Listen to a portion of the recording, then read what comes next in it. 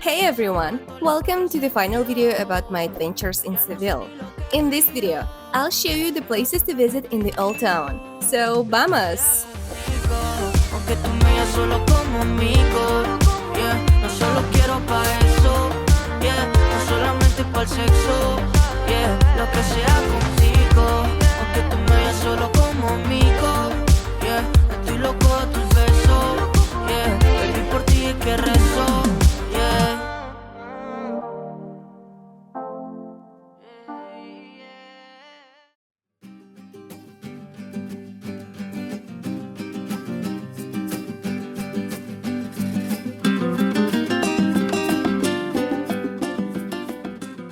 We rented a nice apartment in the city center and we had so much joy walking through these authentic streets. Frankly, we didn't expect to get such an amazing apartment filled with everything we needed.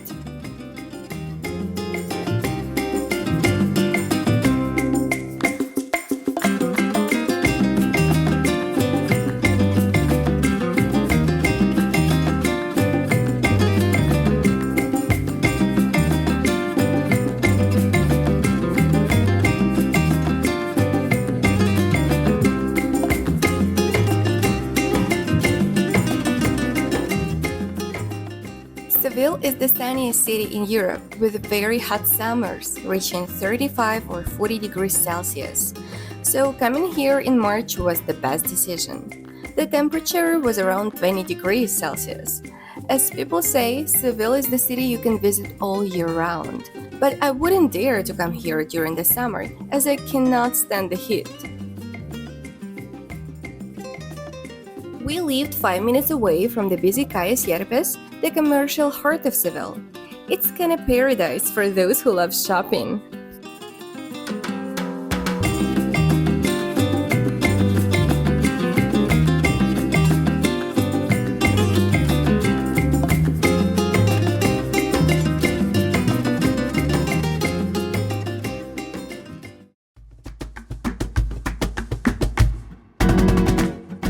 Plaza Nueva, despite its name, has a rich history dating back to the 16th century.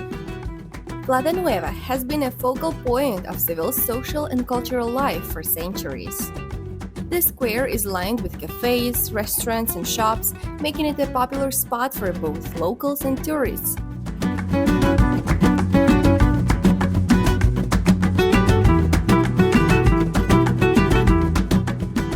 Nestled within the alleys of Seville, Plaza del Cabildo is a hidden gem of the city. This charming square is located next to the Seville Cathedral and the General Archive of the Indies. It is known for its beautiful orange trees and lively atmosphere.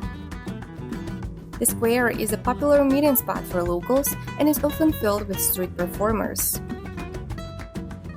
The shady semicircular plaza has several souvenir shops and an antique store.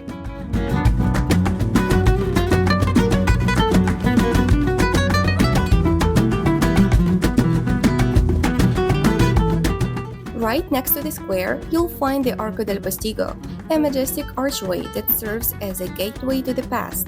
Built in the 16th century, this architectural marvel once marked the entrance to the city's fortified walls.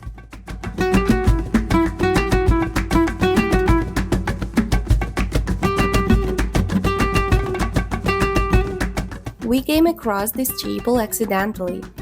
Capilla de San Jose is one of the most significant examples of Baroque-style architecture in Seville. It features the main altarpiece with images by Duke Cornejo, as well as different reliefs depicting the wedding of the Virgin with Saint Joseph.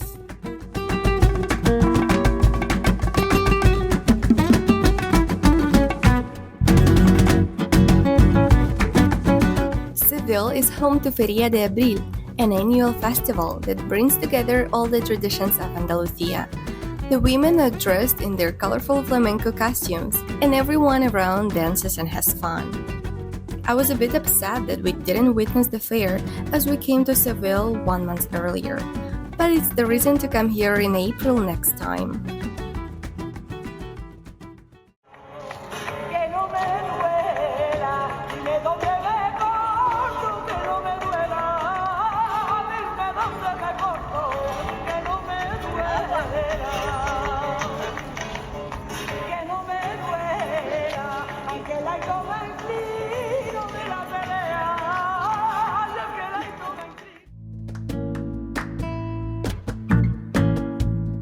The next spot is the Seville Cathedral, the largest Gothic cathedral in the world. I've already posted a detailed video guide about Seville Cathedral and Royal Alcazar, so you can check my previous video out.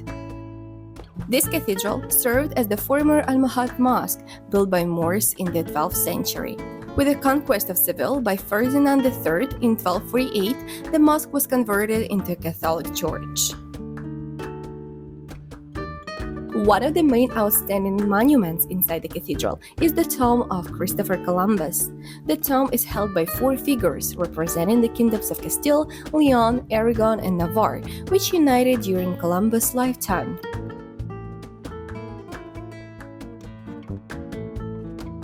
After exploring the cathedral, don't forget to climb La Giralda, which opens up an amazing view of the Santa Cruz district, Royal Alcazar, and the Gothic details of the cathedral.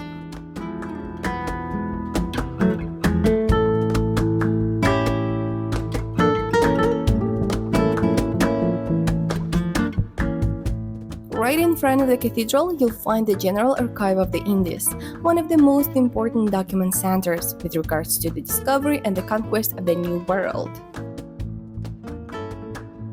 In my previous video, I mentioned that it's best to purchase the tickets online, as you'll still need to wait in the queue to enter Royal Alcazar. The Royal Alcazar of Seville is considered to be the oldest royal palace in Europe in use. It serves as a residence for the Spanish royal family whenever they visit Seville.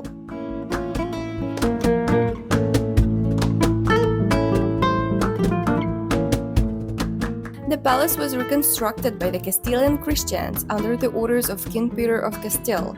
Certainly, this was after the Christian conquest of Seville. The gardens of Royal Alcazar have different styles and occupy about 60,000 square meters of land. There is a beautiful collection of exotic trees and plants.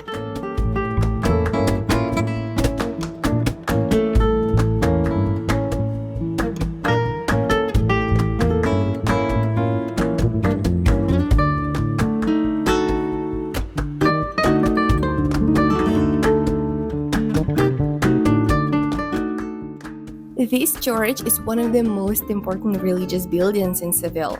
Often referred to simply as El Salvador, this church is a masterpiece of Spanish Baroque architecture. Its construction began in the 17th century on the site of a former mosque and continued for over a century.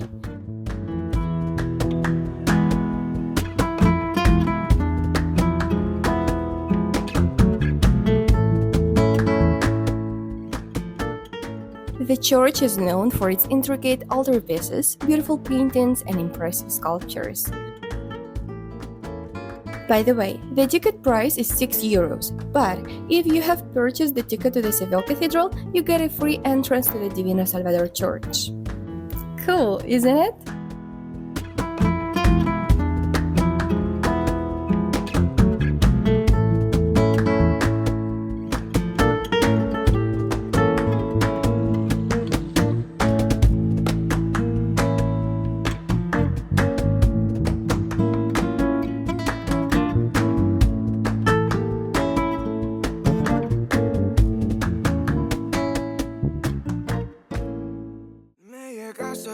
Que siempre estremece.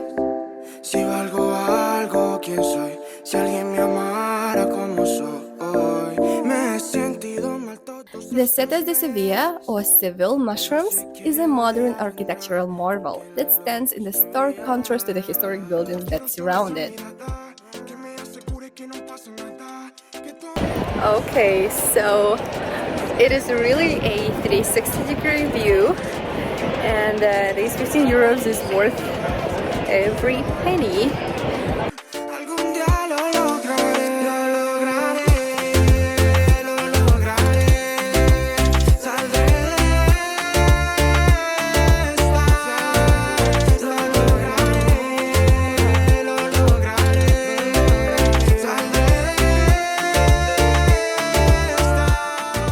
The structure was completed in 2011 and is made of 6 parasol-shaped structures that are connected by a series of walkways. The Setas de Sevilla is home to a museum, a market, and a restaurant, making it a popular destination for visitors looking to experience a different side of Seville. In addition to offering panoramic views of the cities, the Setas houses an archaeological museum displaying Roman and Moorish artifacts.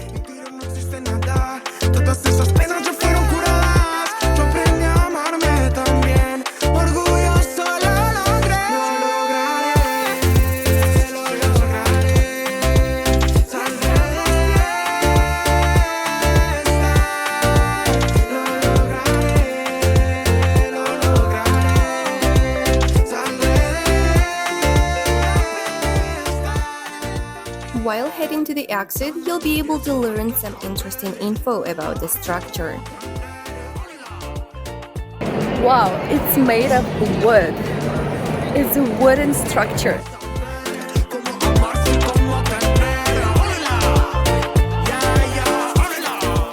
Thank you so much for watching this video. Let me know what's your favorite place in Seville. I keep exploring the Golden Triangle of Andalusia, so stay tuned for the next videos from Córdoba and Granada. Hagas con problemas.